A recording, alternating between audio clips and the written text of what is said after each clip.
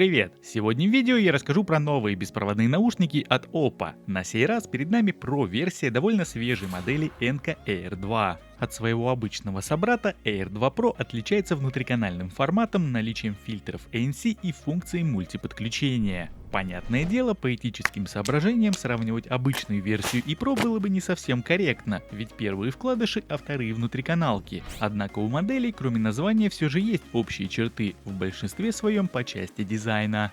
Зарядный кредл новинки имеет овальную форму и приятно лежит в руке. И вот если у вкладышей Air 2 в кейсе отчетливо выделялась полупрозрачная матовая крышка, то здесь на первый взгляд все довольно обычно. Но тем не менее футляр модели Pro имеет приятное глянцевое покрытие и выглядит так, будто бы его залили в эпоксидной смоле. Сам производитель назвал такое решение Reflective Bubble Design. Крышка здесь хоть и не прозрачная, но небольшое как будто бы воздушное пространство над ней разглядеть можно. Такое ощущение, что они действительно в каком-то пузыре. Если говорить в целом, то лично мне сборка понравилась. Радует, что в сегменте устройств до $50 теперь можно говорить о превосходном ее качестве все чаще. Никаких неприятных стыков и недоработок здесь нет. Петля крышки пластиковая, без доводчика и фиксатора, однако при этом сильно крышка не болтается. К слову сказать, по ее открытию устройство подключается к смартфону. За связь отвечает современный Bluetooth модуль версии 5.2. Никаких кнопок активации и сброса устройства до заводских настроек как внутри, так и снаружи корпуса нет. На передней стороне расположен классический цветной диод индикаций, а в нижнем торце установили разъем для зарядки. Беспроводного интерфейса пополнения энергии в этой модели нет. Емкость встроенного аккумуляторного блока составляет 440 мАч, а в каждый наушник поместили по 43. Время одного цикла полной зарядки наушников от кейса составляет порядка 1,5 часов, но для очень нетерпеливых на борту имеется опция быстрой зарядки для гарнитуры. 10 минут, проведенных в футляре, обеспечит до 2 часов прослушивания музыки. Разумеется, этот интервал будет полностью зависеть от уровня громкости. Что же касается внешнего вида самих наушников, то перед нами самый что ни на есть классические внутриканалки с ножками. Можно сказать, что это уже некий стандарт в данной нише. Основные корпуса имеют овальную форму, а звуководы по ощущениям прикрыты пластиковой сеткой. Но при всем при этом комплектные насадки имеют дополнительную защиту. Амбушюры отлиты с перфорацией в районе сердечника, который прикрывает эту самую сетку от загрязнений. К слову сказать, комплектные насадки весьма хорошего качества и в меру мягкие. Менять их на сторонние мне не пришлось. Подошел размер L.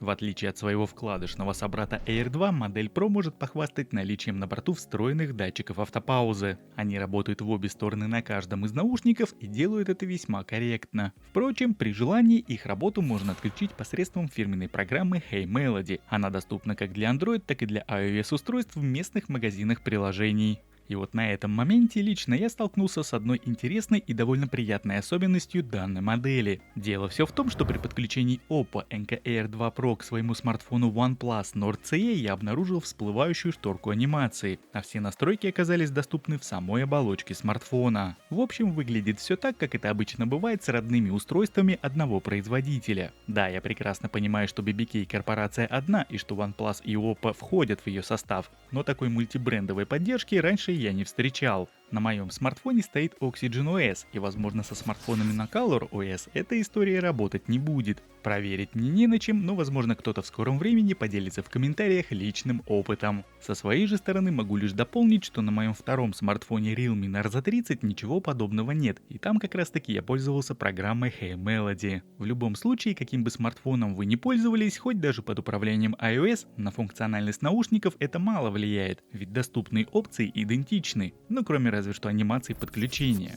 Ну а из самого приложения можно узнать текущие уровни заряда как каждого из наушников, так и самого кейса, а также настроить жесты управления. Для выбора имеется одинарное, двойное и тройное касание, а также действие на кратковременное и длительное удержание сенсора. А вот уже из доступных действий имеется плей-пауза, переключение треков вперед и назад, управление громкостью в плюс или минус, вызов ассистента, активация игрового режима, мультипоинт и переключение между ANC фильтрами. Однако, даже несмотря на обилие жестов и возможностей, полностью кастомизировать наушники под себя производитель почему-то не позволил. Каждый жест имеет ограниченное количество функций. К примеру, тройное касание можно использовать только для ассистента или режима игры, а одинарное только для плей-паузы или отключить его вовсе. вовсе во избежание мискликов. И по-хорошему расставить все можно довольно удобно, и жестов на все хватает, но за одним лишь исключением. Дело все в том, что популярная нынче опция мультипоинта здесь работает не бесшовно. Устройство надо между собой переключать, а сделать это возможно лишь действием долгого удержания пальца на сенсоре, на которое по совместительству можно установить управление громкостью. Таким образом, если возможность перескакивать между устройствами важна, то именно в этом случае придется пожертвовать, к примеру, уменьшением громкости. К сожалению, никак по-другому это не решается.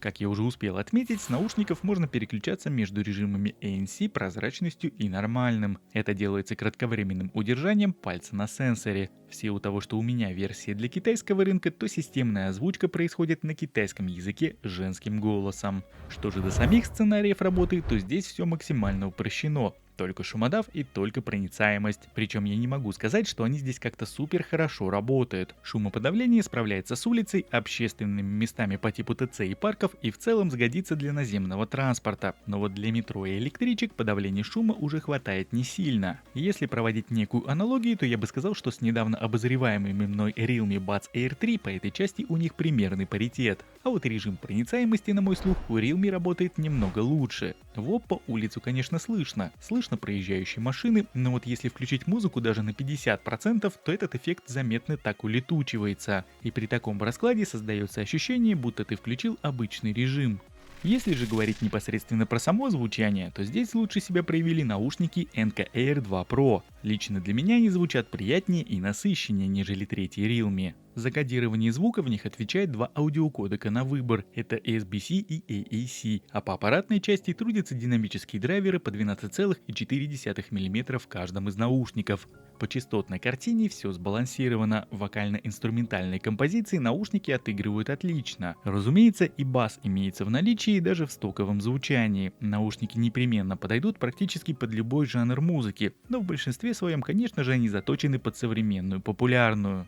Высокие частоты не выпирают и не высверливают мозг, середина с басом не перемешивается, имея на границе плавный переход. Но если такая расстановка сил кому-то будет не по душе, то можно воспользоваться звуковыми заготовками в разделе «Эффекты NK Live». Там можно найти готовый пресет на бас или на усиление диапазона высоких частот. Но лично мне, как это обычно бывает, понравилось стандартное звучание. На нем я по итогу и остановился. Тем более, что и громкости здесь предостаточно. Наушники не тихие, запас имеется. Ну и традиционно свой тест автономности я проводил на абсолютном максимуме возможностей, без ANC-фильтров. Все эти маркетинговые уловки про 7 часов на половине громкости, лабораторные условия в вакууме меня мало интересуют. Я проверял на потоке в обычных условиях, впрочем, как и всегда. И мой результат составил 5 часов и 28 минут на одном заряде, что, как по мне, очень даже хорошо.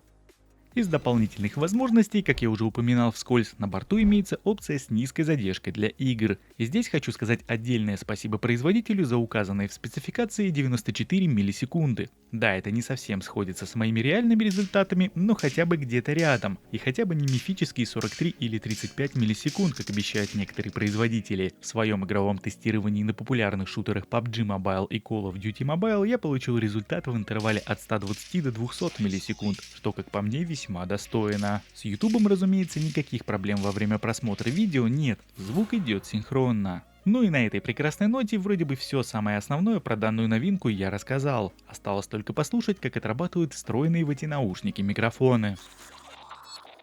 Ну что ж, друзья, пришла пора проверить, как отрабатывают встроенные в наушники Oppo NK Air 2 Pro микрофоны. Собственно, я в той же самой локации сейчас нахожусь. И недавно тестировал One More Evo. Рядом со мной дорога с машинами, внизу вот так вот мост, и под ним периодически проезжают электрички и всевозможные поезда. Ну и плюсом ко всему, мне в лицо такой легенький ветерочек сегодня задувает, хотя погода довольно-таки неплохая. Тучи сгущаются, но тем не менее пока еще светло и хорошо и тепло. В общем, примерно как-то так, когда вы услышите собеседника, если будете с ним разговаривать по данной гарнитуре, находясь вот примерно в какой-то такой локации. Ну а вот еще один небольшой тест работы микрофонов в наушниках Oppo NK Air 2 Pro. Я сейчас нахожусь в комнате, здесь ничего не шумит. Можно сказать, что это условия идеальные, но тем не менее Кто-то спрашивает, как они работают в помещении, вот таким вот образом они и работают. Примерно как-то так тебя будет слышать собеседник, если ты будешь с ним разговаривать, находясь в квартире по данной гарнитуре по телефону. Ну что же, у нас на очереди автомобильный тест работы микрофонов в наушниках Oppo NKR2 Pro. Вот такое вот длинное название у наших сегодняшних наушничков. И, собственно, как обычно, в закрытой машине они звучат примерно как-то так. Я по традиции открываю окна с двух сторон. Мне всегда порывами начинает выдавать ветер, плюс есть шум от дороги, от проезжающих мимо машин. 90 километров в час я еду, Ярославское шоссе. Примерно как-то так работают микрофоны в этих наушниках, как-то так отрабатывают в них шумодавы, можно оценить их качество при вот таких условиях обстановки.